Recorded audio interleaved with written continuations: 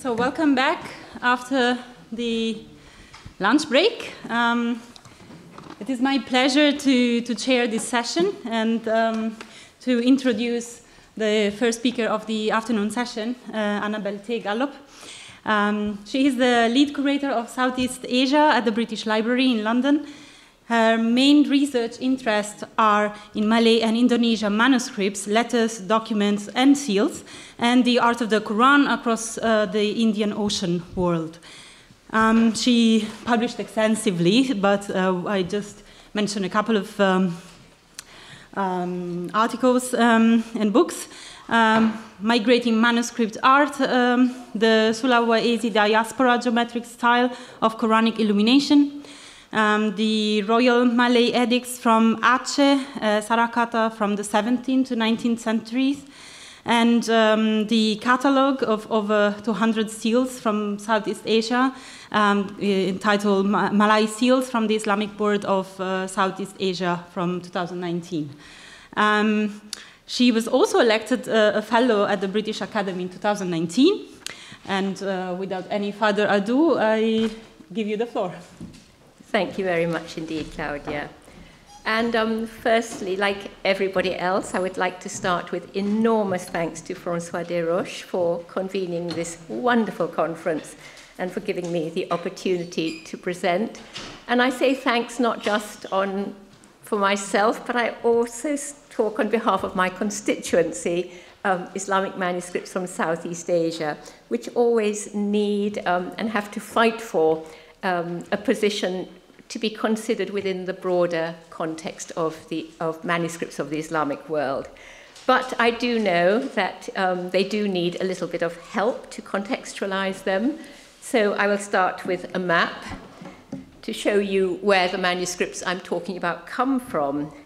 So just a little bit of background. There are probably about 1,000 Quran manuscripts from Southeast Asia documented in collections worldwide.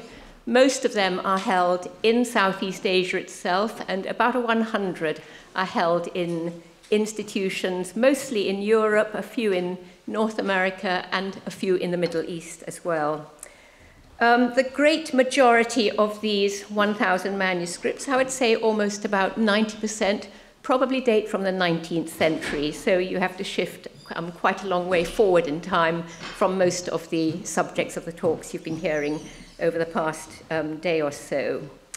So most of those 1,000 manuscripts, there are about 200 to 300 illuminated manuscripts. And of course, that's where a lot of the interest lies from the perspective of the art of the book in Southeast Asia and as part of the broader art of the book in the Islamic world. So most of these illuminated manuscripts are also from the 19th century, including those in the more well-known now artistic styles from Aceh, for example, north of Sumatra, from Java, and from the east coast of the Malay Peninsula, where there are very prominent schools of Islamic art from Terengganu and Patani. However, from the earlier period, and here we're talking the 17th and 18th centuries, there were probably only about no more than, say, 30 illuminated Quran manuscripts known worldwide.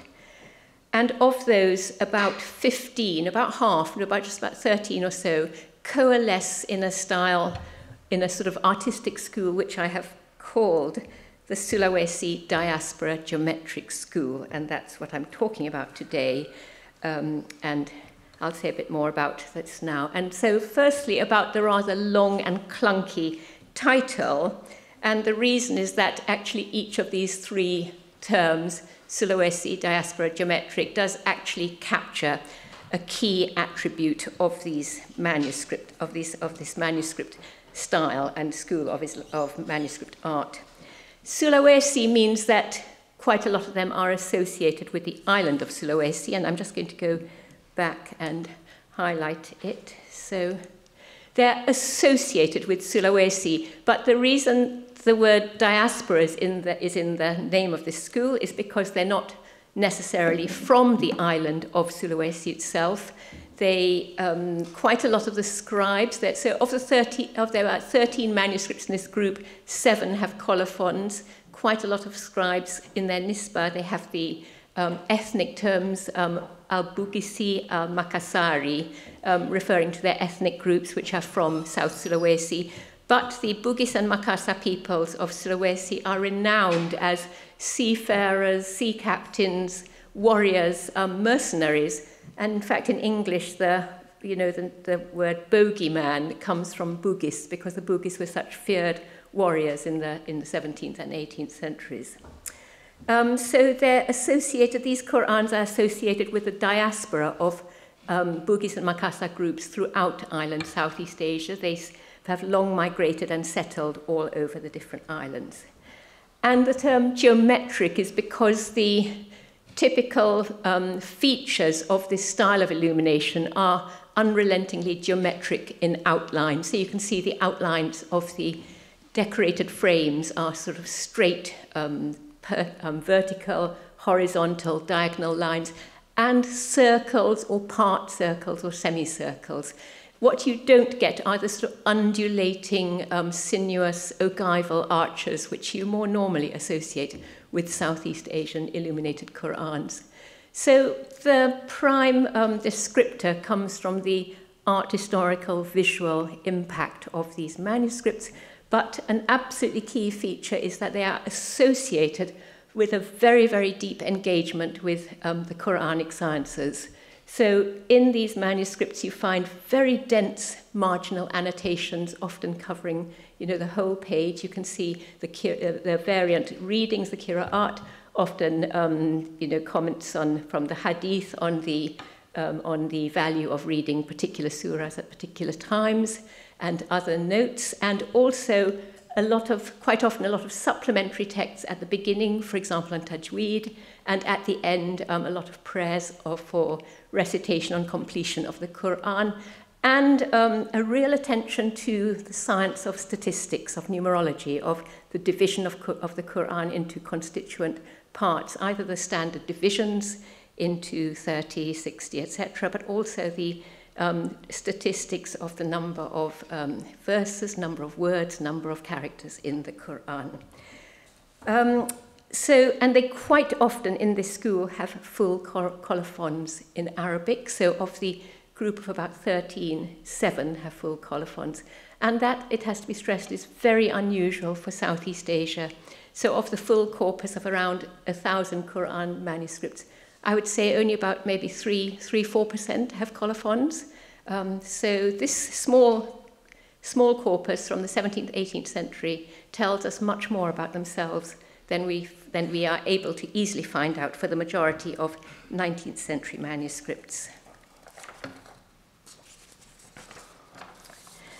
So I mentioned in total there are 13. There are 13 of these core members of the Sulawesi diaspora geometric style. I call them exemplars of the style because they are they fulfill all the characteristics, and they're going to be. The reason I use the term exemplars is I'm going to be contrasting them in this presentation with localized versions of the style.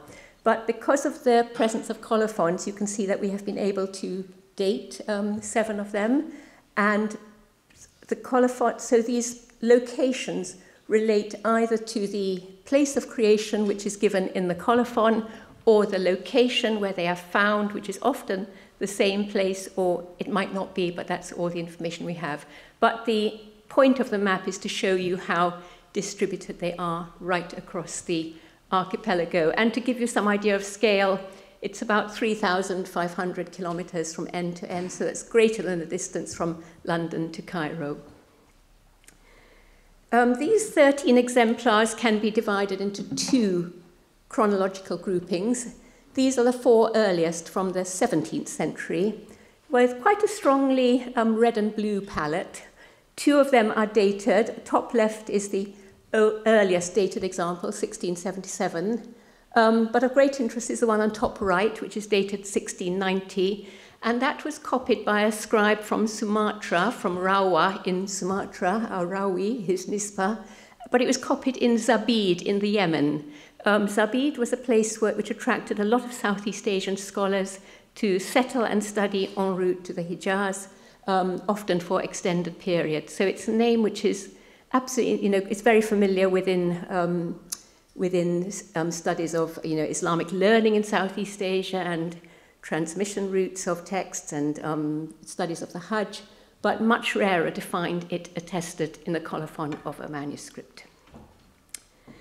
So these are the 4 from the 17th century. The remainder are from the 9 manuscripts from the long 18th century, because the last dated one is 1804 was copied in 1804 in Bone in South Sulawesi. That's the only one which is held outside Southeast Asia. It's in the Aga Khan Museum in Toronto at the moment. All the others are held in Southeast Asia.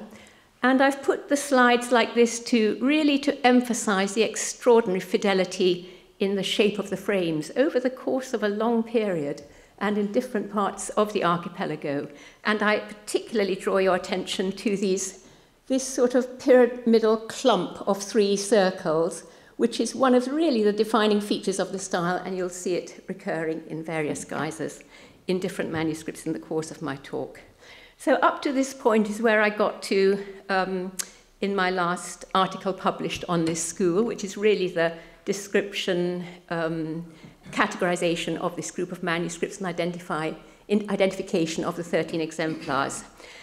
There's always been this extraordinary question of how there's been so much fidelity to this style. It's not a question of just adherence to general sort of principles of of what a sort of a decorated frame should be like in a particular regional part of the world. The exact similarities here really bespeak of a direct visual contact with a model or a prototype, so a direct copy. Anyway, sort of the answer, a partial answer, has come from a deeper study of these manuscripts. I mean, I have to say it's very difficult to study. Not a single one has been fully digitized, and they're all held in scattered locations in Southeast Asia. I've only seen half personally, and others I've only learnt from publications or from images shared very generously by friends and colleagues, particularly my colleague Ali Akbar in Indonesia. But from a further really close study, I've worked out that of the 9 18th century Qur'ans, at least 5, the illuminated frames were done by the same artist, and the texts within the frames, either the first 2, the Al-Fatiha and the beginning of Al-Baqarah, or the last 2 surahs, are in the same hand, which of course might be the hand of the artist. So these were all done on separate bifolia, which were then integrated with the manuscripts. So they're all blank on the reverse.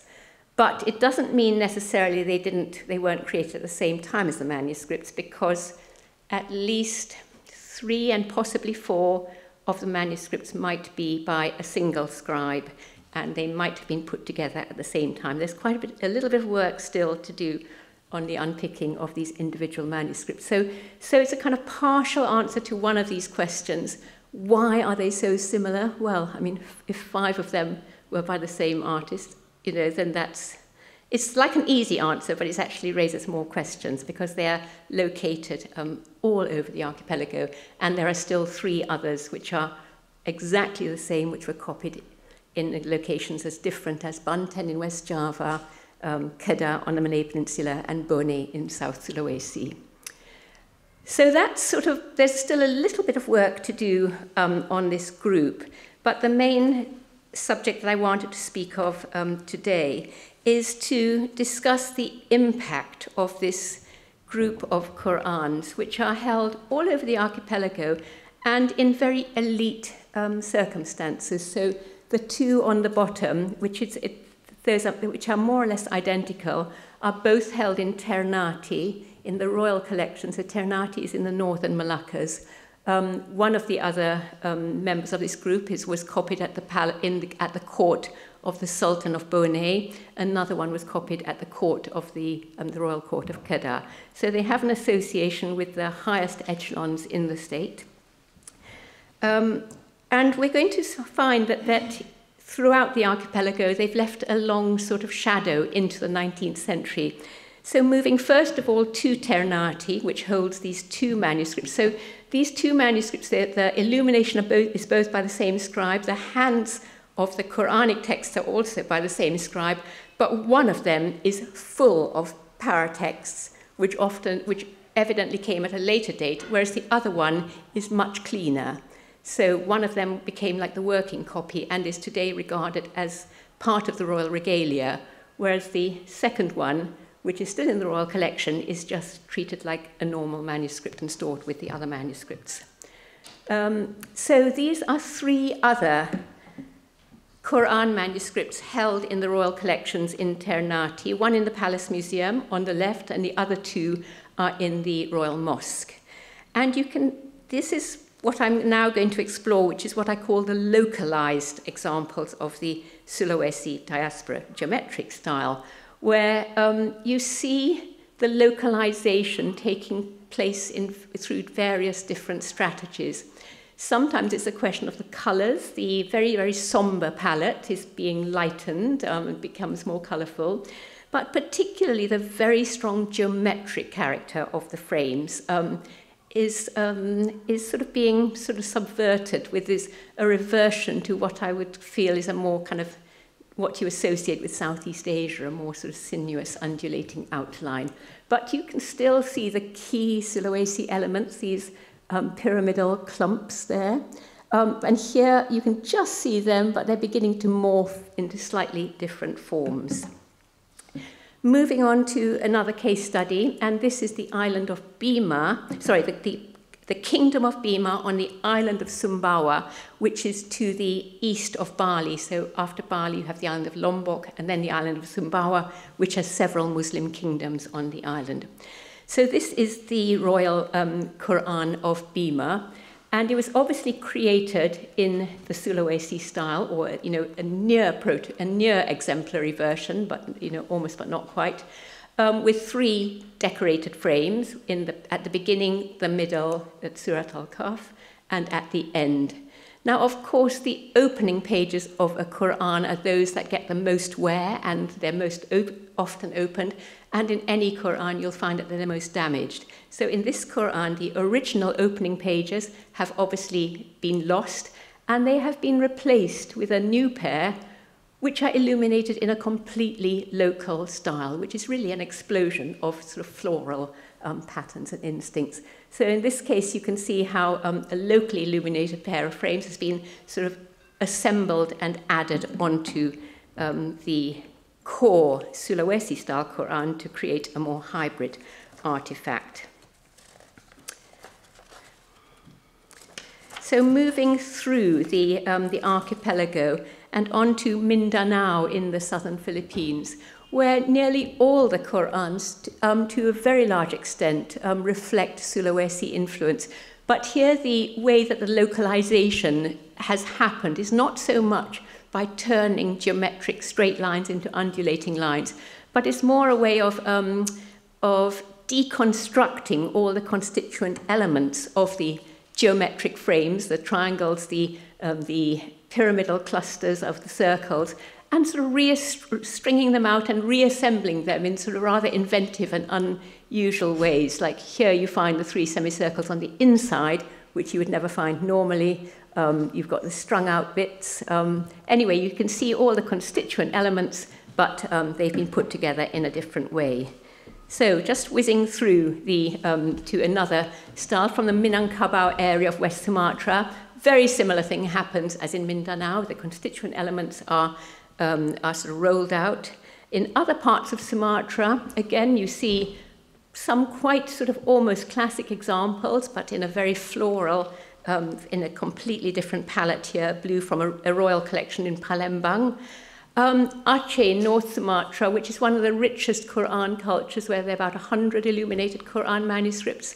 Of those 100 in the Aceh style, about 5 exhibit the Sulawesi influences, and again, you keep a track of these pyramidal clusters.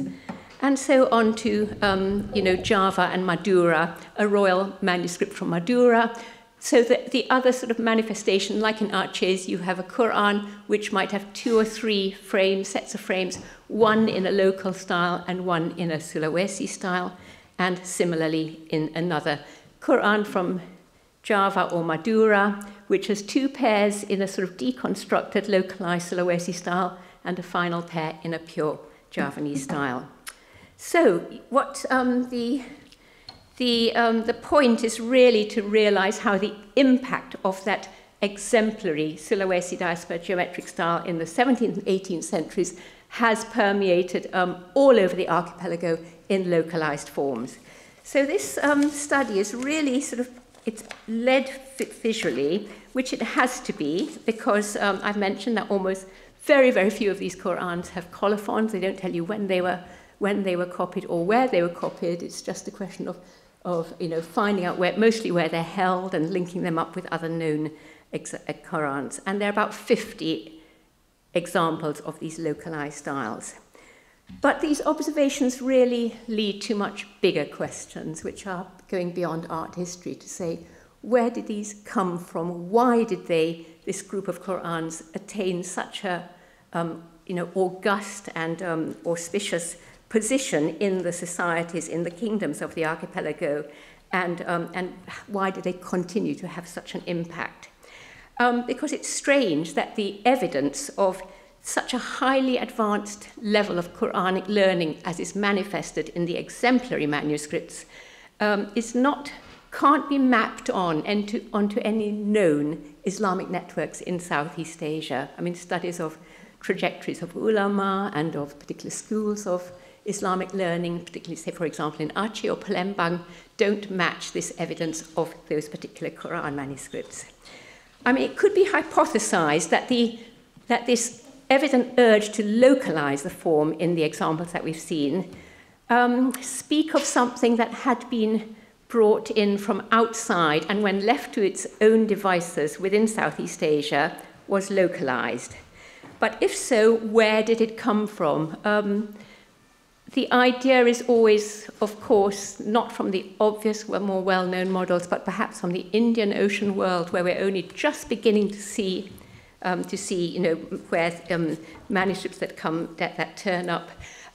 Things from the Swahili coast, from Harar, even from Yemen with the Zabidi connection, Oman, don't really answer the question. But there's just one area which is perhaps even less studied than Southeast Asia, and that is the southern coasts of India, the Malabari and the Coromandel coast, where nothing has been written on the materiality of the Islamic manuscripts. Nothing has been published. I first saw these pictures on Twitter and got in touch with the account holder, who very kindly gave me permission and sent me more images to share. And you can just see hints of, the pyramidal clusters and the same. There are differences, but there are, greater similarities to anything else. And so I'm not going to be able to say any more, but I think that's the direction for the research at the moment. Thank you.